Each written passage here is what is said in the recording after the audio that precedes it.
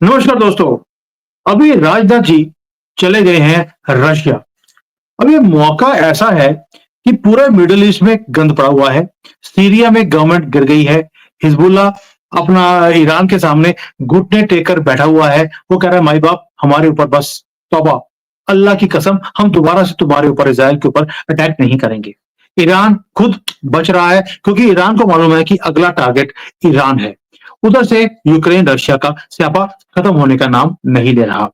और राजनाथ जी सारे मैटर्स को जो यहाँ पे भारत में हो रहे हैं, बांग्लादेश के साथ जो कुछ हो रहा है, पाकिस्तान के साथ जो कुछ हो रहा है, उसको छोड़कर रशिया पहुंच गए हैं।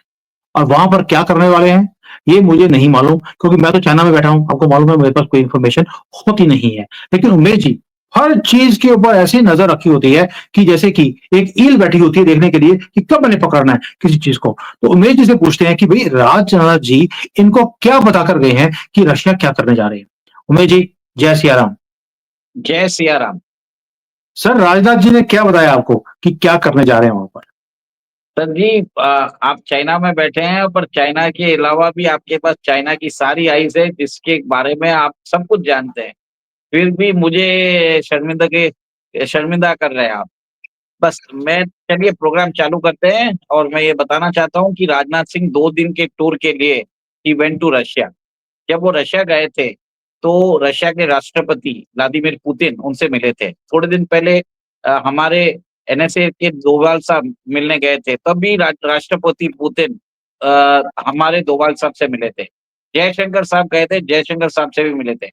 देखिए सर, जनरली क्या होता है, अगर प्रोटोकॉल ऐसा होता है कि अगर यहाँ का कोई ऑफिशियल उधर जाता है, तो उसी कंट्री का उसी रैंक का ऑफिशियल उनसे बात करता है। पर यहाँ पे देखिए, भारत के एनएसए जाते हैं, भारत के डिफेंस मिनिस्टर जाते हैं, भारत के एक्सटर्नल अफेयर्स मिनिस्टर जाते हैं और रशिया के प्रेसिडेंट व्लादिमीर पुतिन सबसे मिलते हैं। इसका मतलब क्या है कि भारत की रिलेशनशिप विद रशिया इम्पोर्टेंस क्या है वो समझ में आना चाहिए आप सब लोगों को। और राजनाथ सिंह ने बोल भी दिया है कि भारत और रशिया का रिलेशनशिप बहुत ही गहरा है। और आपको ये ध्यान आपको सबको याद होगा 1971 में जब अ, अमेरिका और यूके अपने युद्धपोत अपनी 7th फ्लीट भारत की तरफ भेज रहा था, तब उनको समुद्र में रशियन सबमरीन्स ने रोका था। तो भारत ने उस समय अमेरिकन इन्वेजन का जो अमेरिकन इन्वेशन भारत पे होने वाला था, उसको रोका था रशिया ने। तो चलिए सर, अब क्या क्यों गए हैं वो आपको समझना चाहिएगा। हमने कुछ दिन पहले बात की थी कि भारत के अंदर एयरक्राफ्ट्स की बहुत बड़ी इश्यू चल रही है। हमारे स्क्वाड्रन स्ट्रेंथ गिरते जा रहे हैं, ठीक है? तो आपको कुछ दिन पहले आपने देखा होगा कि 240 इंजन का हमने पैक्ट करके आए हैं। हिंदुस्तान एरोनॉटिक्स लिमिटेड के चीफ, ठीक है? ये जो इंजन हैं, ये भारत में बनाए जाएँगे। ये 26,000 करोड़ के इंजन हैं। सेकंड, आपको ध्यान होगा कि भारत के अंदर जी ने F404 इंजन जो तेजस के अंदर यूज़ होता है, उसकी सप्लाई हमें हम वो हमको कर नहीं रहे हैं। ये इंजन हमको 2023 में आना था, पर 2023 में नहीं दिया, 2024 में नहीं दे रहे हैं, बोल रहे हैं मार्च 2025 से देंगे। इनको हर साल मेरे हिसाब से 20 से 25 इंजन इनको देने थे। इंजन हमको नहीं दिया, पर इंजन दिया साउथ कोरिया को। क्योंकि वो नहीं चाहता है कि भारत फाइटर एयरक्राफ्ट के मार्केट में उतरे।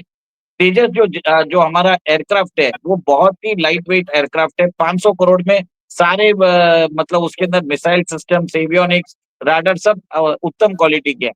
उसके बावजूद भी ये इंजन नहीं देख के हमारा जो तेजस का जो फाइटर एयरक्राफ्ट का प्रोग्राम है, प्रोडक्शन प्रोग्राम, इसको डिले किया अमेरिका ने जानबूझ के, ताकि India does not come into the fighter aircraft market. Tejas aircraft को लेने के लिए अर्जेंटीना रेडी है, ब्राज़ील रेडी है, इजिप्ट रेडी है, फिलीपाइंस रेडी है, इंडोनेशिया रेडी है। बट हमें हर जगह इंजन नहीं रहने के कारण हम बहुत सारी डील्स हम कर नहीं पाए। सर, एक और एक चीज़ है, कुछ दिनों पहले आपको ध्यान होगा, ब्रिटेन ने ब्रिटेन की एक कंपनी है मार्टिन बेकर, ये एक सीट इजेक्शन सिस्टम बनाती है। जब अर्जेंटीना ने बोला था कि हमें तेजस एयरक्राफ्ट चाहिए, तब इन्होंने बोल दिया कि आप अर्जेंटीना को बेच नहीं सकते, क्योंकि ब्रिटेन और यूके और अर्जेंटीना के बीच में प्रॉब्लम है फाल्कलैंड आइलैंड्स के लिए लेके। उस समय भी भारत ने क्या किया था, रशियन सीट इजेक्शन सिस्टम को अपने अंदर डाल दिया था। तो वो सब चीज़ भारत कर रहा है। और सर अभी तक तो मैं आया नहीं हूँ कि क्या बात चल रही है, ठीक है? भारत अभी भारत को 5th generation fighter aircraft Su-57 देने को तैयार है, with complete technological transfer, localised production and जिसके कारण हमारी जो क्षमता है, वो बढ़ जाएगी। सर एक और एक चीज़ है, जो 57 रहेगा, उसके अंदर वो रशिया ने ये भी बोला कि 5th जनरेशन नहीं, अगर इसके आगे जाके इसके अंदर 6th जनरेशन भी हमको करना पड़ा, तो वो अपग्रेड भी हम आपको देंगे। तो मेरे ख्याल से एक high level defence partnership agreement होने वाला है इंडिया और रशिया के बीच में। जब पुतिन साहब इंडिया आएँगे फरवरी में, ये बात या फरवरी में आएँगे या मार्च में आएँगे वो मालूम नहीं, डेट्स कन्फर्म नहीं हुए। लाइक्लीहुड है कि फरवरी या मार्च में आने वाले। तो Su-57 की डील जब होने वाली है, जब पुतिन साहब आएँगे, तो एक तरह से भारत के अंदर रशियन एयरक्राफ्ट जो फाइटर एयरक्राफ्ट है, उसका प्री एमिनेंस भी हो जाएगा। जैसे आपको मालूम भी है, आज की डेट में इंडियन एयरफोर्स का जो सबसे स्ट्रॉन्गेस्ट फ्लीट है, सुकोई 30 सीरीज़, वो रशिया से ही आया था, ठीक है? सुकोई 30 हमने इंडिया में हिंदुस्तान एरोनॉटिक्स लिमिटेड बनाता था। सर ये इसका क्या प्रोडक्शन अ, कुछ दिन पहले इसको बंद कर दिया गया था। अब हिंदुस्तान एरोनॉटिक्स लिमिटेड वापस इस प्लांट को स्टार्ट कर रहा है, ताकि वो सुकोई सुपर 30 Mk1 जेट्स बना सके। अभी क्या है सर, बहुत सारे कंट्रीज चाहते हैं कि वो सुकोई 30 जेट्स भी ले चाहते हैं। तो इंडिया क्या करेगा, ये जेट्स इंडिया के अंदर नागपुर के अंदर मैन्युफैक्चर करेगा। इंडिया की रिक्वायरमेंट भी पूरी करेगा और ये अब जो एक्सपोर्ट ऑर्डर्स आएंगे, उसकी भी रिक्वायरमेंट्स पूरी करेगा। रशिया अभी अनेबल है, क्योंकि यूक्रेन के साथ उसका वॉर चल रहा है। सर एक और एक चीज़ है, जब 100 ये सुकोई 57 की बात जो मैंने की है, सुकोई 57 5th जनरेशन फाइटर एयरक्राफ्ट है। ये अमेरिका के F-35 प्लेन से भी बेहतर बताते हैं और चाइना का जो J-35 है या JF-20 है, इसके सामने कुछ भी नहीं। और ये देखिए, रशिया ने ये एयरक्राफ्ट चाइना को नहीं दिया, वो इंडिया को दे रहा है। वो क्योंकि उसको मालूम है इंडिया इसका रिवर्स इंजीनियरिंग नहीं करेगा, कॉपी नहीं करेगा। हाँ, इंडिया में प्रोडक्शन होगा, पर इसकी रॉयल्टी जो जो होगी हम रशिया को देंगे। हम इसको जॉइंट प्रोडक्शन के अंदर करेंगे और जो भी प्लेन के अंदर जो एक एग्रीड रॉयल्टी टर्म्स है, हम रशिया को पे करेंगे। रशिया जानता है कि भारत पे भरोसा किया जा सकता है। सर, आपने सुना होगा कि चाइना ने बहुत सारी हाइपरसोनिक मिसाइल्स डेवलप कर ली है। आपने सुना होगा और उसके अंदर भी आपको ये भी मालूम होगा कि ड्रोन्स के अंदर चाइना वे अहेड है इंडिया से, ठीक है? आपने भी मुझे बताया था कि ऐसे-ऐसे ड्रोन्स है उनके पास, हम सोच ही नहीं सकते। इंडिया अभी बहुत ही इनिशियल स्टेजेस में है। सबसे पहले तो चाइना के पास इंटरकॉन्टिनेंटल बैलिस्टिक मिसाइल है, उसके पास हाइपरसोनिक मिसाइल है, सुपरसोनिक मिसाइल्स है। और एक और एक चीज़ है कि जब हाइपरसोनिक मिसाइल के अंदर जब वो छोड़े जो वो मिसाइल्स ऐसी भी मिसाइल्स आ चुकी है जिसके अंदर आप मिसाइल अगर छोड़ देते हैं, तो मिड एयर में आप उसकी चाहे तो उसकी डायरेक्शन चेंज कर सकते हैं और इसके अंदर 10 मल्टीपल वॉरहेड्स भी हो सकते हैं और 10 मल्टीपल वॉरहेड्स विल बी उसको भी एम कर सकते हैं वो 10 डिफरेंट टारगेट्स के लिए।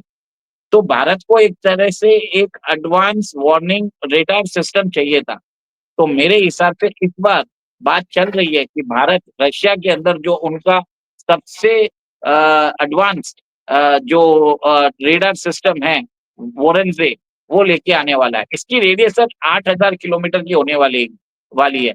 8000 किलोमीटर की अगर रेडियस है, तो इसकी जो एरिया कवरेज होगी, इट विल बी रफली अराउंड 2,40,000 स्क्वायर किलोमीटर्स। तो ये समझ लीजिए 8000 किलोमीटर दूर ही देख लेगा ये, अगर कोई सुपरसोनिक मिसाइल आ रही है या फाइटर जेट आ रहे हैं या कोई ड्रोन्स आ रहा है, अनमैन्ड एरियल व्हीकल आ रहा है या अनमैन्ड कॉम्बैट एरियल व्हीकल आ रहा है, ये सब डिटेक्ट कर लेगा। सर इसका एक ये जो चीज़ है इसके अंदर ये रडार इंडिया में बनाया जाएगा।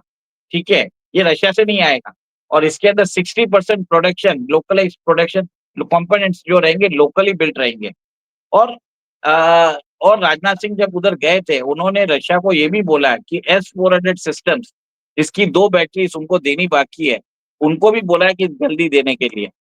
और सर आपने और भी देखा होगा कि वो एक रशिया के एक दूर कहीं पे एक स्टेशन है कालिनग्राड, उधर जाके उन्होंने वहाँ से सुशील टाइप का एक तरह से वॉरशिप भी उन्होंने क कमीशन करवा दिया। तो ये देखिए आईएनएस सुशील, तो ये कॉन्ट्रैक्ट हमने 2016 में साइन किया था। It was worth around $1.5 billion dollars. इसके अंदर इस टाइप की 6 और 5 वॉरशिप्स इंडिया में आएगी। तो एक तरह से एक्सपेडिशन हो रहा है। रशिया को भी समझ में आ गया कि अगर वो कॉन्ट्रैक्ट लेता है और पूरा नहीं कर पाता है, तो बेइज्जती उसकी होती है। इससे अच्छा वो क्या सोचता है कि इंडिया के अंदर ही टेक्नोलॉजिकल ट्रांसफर करो, इंडिजिनस प्रोडक्शन करो, लोकलाइज्ड सोर्स ऑफ कंपोनेंट्स करो, जिसके कारण उनके पास भी एक स्टेडी मार्केट है। और इंडिया और रशिया एक long test true tested friendship भी है और रशिया को इंडिया के ऊपर भरोसा भी है। तो एक तरह से स्ट्रेटेजिक कॉम्प्रिहेंसिव पार्टनरशिप्स वो लोग बना रहे हैं। सर ये छोटे-मोटे राइफल की बात नहीं है। इसके अंदर आप देख लीजिए 5th जनरेशन फाइटर एयरक्राफ्ट है, एडवांस रेडार्स है, जो डिटेक्ट कर सकते हैं दूर से मिसाइल्स सिस्टम मिसाइल्स आती है। फिर आपने देखा वॉरशिप्स भी है, जो वेरी एडवांस स्टेजेस की है। सर मुझे एक चीज बताइए, अब अगर इतना कुछ राजनाथ जी 2 दिन में पूरा करने वाले हैं, लेकिन मुझे एक चीज समझ नहीं आई कि पहली बात तो ये किसी को पता नहीं था कि राजनाथ जी जाने वाले हैं। पहुंच गए, पहुंचने के बाद पता लगता है कि हमारा डिफेंस मिनिस्टर रशिया पहुंचा है और पुतिन जी के साथ मीटिंग हो रही है। ये सब कुछ ठीक है जो हमने वहां पर डील किया है और ये सब कुछ आ भी जाएगा। लेकिन जो चाइना और पाकिस्तान दोनों इकट्ठे मिलकर जो हमारे नेबरहुड में गन डालने का प्लान बनाते हैं, यानी कि उनकी अलायंस इतना ज्यादा स्ट्रांग होना शुरू हो गया और उन्होंने डील्स भी करनी शुरू कर दी हैं। चाइना ने पाकिस्तान के एयरफोर्स को बूस्ट अप करने के लिए आपको मालूम है कि बहुत कुछ उनको दे दिया है। आपको लगता है कि इसी चक्कर में राजनाथ जी गए वहां पर रशिया में काउंटर करने के सर लिए? क्या सर अभी 5th जनरेशन फाइटर एयरक्राफ्ट बहुत ही ज़रूरी है। इंडिया किसी और पे रिलाई नहीं कर सकता। आपको मालूम है रफाल जेट्स है वो 4 और इस 4.5 जनरेशन फाइटर एयरक्राफ्ट में भी रफाल के पास कम से कम इतने ऑर्डर्स है कि वो अगले 10 साल तक इंडिया में नहीं दे सकता। और रफाल फाइटर जेट्स के दाम भी बहुत ज़्यादा है। इसके अलावा भी इंडिया ने क्या किया अभी 26 जेट्स जो उन्होंने आईएनएस विक्रांत के लिए रफाल की वो ले रहे हैं, ठीक है? पर उसके अलावा 114 जेट उनको और चाहिए जो इंडियन एयरफोर्स को चाहिए। तो उस जेट्स के लिए मेरे हिसाब से वहाँ पे रशिया से डीलिंग होगी। सेकंड सर आपको याद होगा कि थोड़े दिन पहले फ्रांस की एक कंपनी है मीडिया पार्ट, उन्होंने एक सेंसेशनल क्लेम किया था कि इंडिया ने रफाल जेट्स के ऊपर बहुत घूस खिलाई है, जिसके कारण बहुत ही बवाल मचाया गया था। सर ये वो कंपनी है जो ओसीसीआरपी से कनेक्टेड है और ये लोग और ये आपने ये भी देखा है कि जैसे ही उस कंपनी ने रिपोर्ट डाली है कांग्रेस ने यहाँ पे बवाल चालू कर दिया। 2019 में इसी रिपोर्ट को लेके राहुल गांधी ने बवाल किया था। राहुल गांधी गए थे सुप्रीम कोर्ट, उन्होंने केस भी फाइल किया कि भारत ने इसमें घूस दी है। तो एक तरह से वो भी एक्सपोज़ हो चुकी है। अमेरिका चाहता था कि जो अभी 114 मल्टी रोल कॉम्बैट एयरक्राफ्ट है, वो कॉन्ट्रैक्ट उनको मिल जाए। पर भारत ये चाहता था कि कोई भी कंट्री हम अगर किसी भी कंट्री से ये फाइटर एयरक्राफ्ट लेते हैं, technological transfer, localised production, indigenous sourcing होना ज़रूरी है। 3 शर्तें बहुत ज़रूरी रखती है। अब ये लगता है ये सारे काम होने वाले हैं। भारत के अंदर एक मिलिट्री इंडस्ट्रियल कॉम्प्लेक्स बनने वाले हैं।